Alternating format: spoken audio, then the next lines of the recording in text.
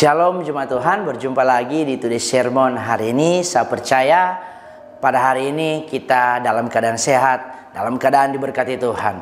Saudara-saudara, Today's Sermon hari ini saya ambil ayat dalam 1 Tesalonika 5 ayat yang ke-16. 1 Tesalonika 5 ayat yang ke-16 berkata, bersukacitalah senantiasa. Saudara-saudara, kata bersukacita adalah kata yang mungkin mudah untuk diungkapkan, tapi sangat sulit untuk dipraktekkan atau untuk dilakukan dalam kehidupan kita. Kata bersukacita ini mungkin mudah kita ungkapkan kepada orang lain atau kepada diri kita sendiri, tapi terkadang menjadi sesuatu hal yang sulit untuk kita praktekkan dalam kehidupan kita. Saudara-saudara, contohnya begini saudara-saudara. Di saat kita menerima berkat Tuhan dalam hal apapun juga, saudara-saudara, mungkin dalam hal finansial, dalam hal lain atau apapun, dalam mungkin kita berulang tahun atau mengucap syukur, mungkin Tuhan sudah tolong, saudara-saudara, pasti kita akan mudah untuk bisa bersukacita. Benar saudara? Pasti kita akan mudah untuk bisa berkata, terima kasih Tuhan, saya bersukacita karena Tuhan begitu baik. Saudara-saudara, tapi bagaimana jika keadaannya berubah? Jika keadaannya itu berbeda dari apa yang kita pikirkan?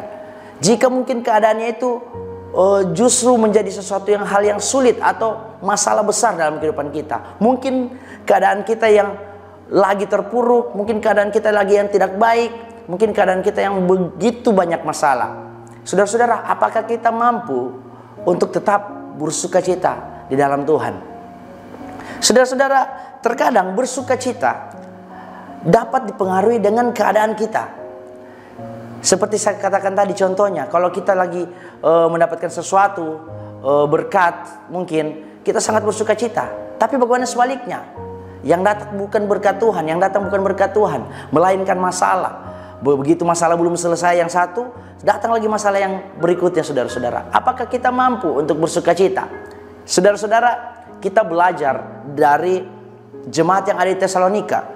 Bagaimana saudara-saudara Paulus menasihatkan jemaatnya yang ada di Tesalonika untuk tetap bersukacita meski harus mengalami penderitaan yang begitu rupa karena penganiayaan. Kita tahu saudara-saudara, saat itu jemaat di Tesalonika mengalami begitu penderitaan yang luar biasa, yaitu mengalami penganiayaan. Saudara-saudara, saudara bisa lihat di ayat 14 dan ayat 16. Saudara-saudara,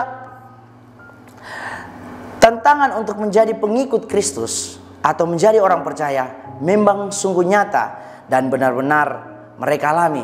Tantangan yang begitu besar di jemaat Tesalonika, saudara-saudara, memang begitu nyata dan benar-benar mereka alami. Maka dari itu, Paulus ingin jemaat yang ada di Tesalonika itu untuk tetap kuat, untuk tetap kokoh dalam komunitas mereka. Saudara-saudara, dengan apa mereka bisa tetap kokoh? Saudara-saudara, dengan menghormati pemimpinnya, dengan hidup berdamai, saling membantu, bersukacita, tekun dan berdoa, bersyukur, terus bersemangat, menguji diri dan menjauhkan diri dari kejahatan. Saudara-saudara, ini hal-hal yang dilakukan oleh jemaat Tesalonika saat itu. Paulus menasihatkan bahwa mereka harus tetap bersukacita. Bukan hanya bersukacita saja, saudara-saudara. Kalau saudara-saudara melihat ayat sebelumnya, sebelum ayat 16, di situ dijelaskan bahwa mereka harus menaati pemimpin mereka. Mereka harus tetap berdoa, tetap mengucap syukur. Saudara-saudara, saudara-saudara, bersukacita memang sulit sekali diterapkan oleh orang-orang yang mengalami penderitaan. Benar saudara. Seperti contoh yang di awal tadi saya katakan bahwa orang dapat bersukacita kalau keadaannya lagi baik-baik saja. Bagaimana dengan orang yang mengalami keadaan yang begitu buruk, mungkin begitu besar, mengalami problem dalam hidupnya, mengalami masalah yang begitu besar. Apakah dia akan tetap bersukacita? Saudara-saudara,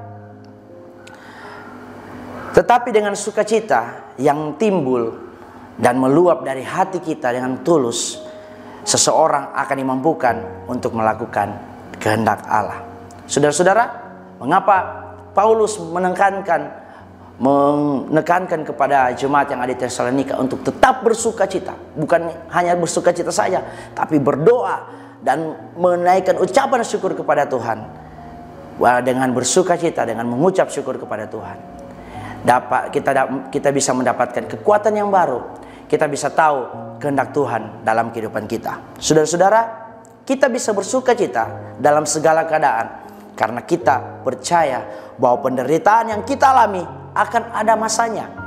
Saudara-saudara, kita bisa bersuka cita dalam segala keadaan karena kita percaya bahwa penderitaan yang kita alami akan ada masanya, akan ada batas waktunya. Kita tidak akan selamanya mengalami masalah yang besar, mengalami masalah yang sulit. Kita tidak selamanya di dalam kehidupan mungkin keadaan yang sukar, saudara-saudara. Tapi ingat dan percaya bahwa suatu saat keadaan sukar, penderitaan yang besar itu akan kita lewati hari demi hari, karena kita percaya, karena ada sukacita, ada Tuhan yang kuat yang mampu memampukan kita untuk melewati hal itu semua. Saudara-saudara, Tuhan Yesus ingin melatih anak-anaknya punya kualitas iman yang kokoh sebagai muridnya. Jadi bersukacitalah karena penderitaan itu sementara. Saya ulangi, saudara-saudara, jadi bersukacitalah karena penderitaan itu sementara. Saudara-saudara, akhir kata, sukacita akan membuat kita mampu melewati masa-masa sulit dalam kehidupan kita. Ingat saudara-saudara, bersukacita, sukacita akan membuat kita mampu melewati masa-masa sulit dalam kehidupan kita. Mari kita satu dalam doa, kita berdoa. Tuhan, hamba bersyukur masih diberi kesempatan untuk membagikan firman Tuhan. Walaupun hamba terbatas, hamba percaya biarlah Roh Kudus yang memampukan kami yang mendengarkan firman ini bisa menjadi rema buat mereka. Terima kasih Tuhan, berkati jemaat Tuhan dalam kehidupan mereka, dalam segala aktivitas mereka. Tuhan berkati. Terima kasih, dalam nama Tuhan Yesus kami ucap syukur. Haleluya. Amin.